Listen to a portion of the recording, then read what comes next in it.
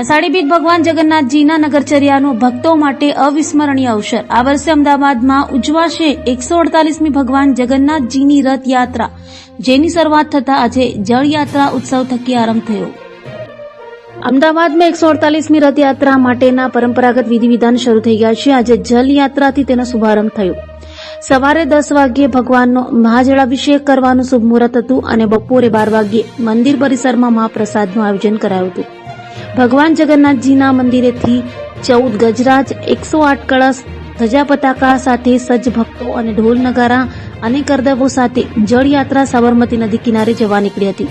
ત્યારબાદ ભૂદરના આરે જળયાત્રા પહોંચતા ભવ્ય સ્વાગત કરાયું હતું અને સાબરમતી નદીમાં પહેલા ગંગા પૂજન કરવામાં આવ્યું હતું। નદી તટ પર બ્રાહ્મણો અને ઉપસ્થિત સંતો દ્વારા પૂજા અર્ચના કરવામાં આવી હતી। ત્યારબાદ 108 કળશને બોટ દ્વારા નદીમાં લઈ જવાયા હતા, જ્યાંથી સાબરમતી નદીનું પાણી લાવવામાં આવશે।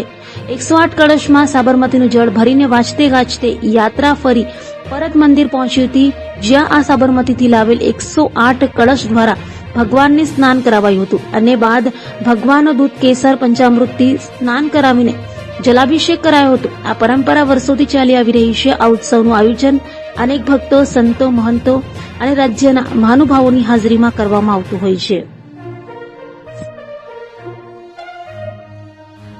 રથયાત્રાના પૂર્ણિમાના દિવસે આ મહોત્સવ મનાવવામાં આવતો હોય છે અને આ મહોત્સવમાં અનેક સંતો, મહંતો, ભક્તરાજની મહાનુભાવોની ઉપસ્થિતિમાં 108 કળશના જળ લાવી ભગવાનને જેસા અભિષેક સ્નાન કરાવવામાં આવતો હોય છે અને આ જળયાત્રા મહોત્સવની વર્ષોથી પરંપરા રહેલી છે।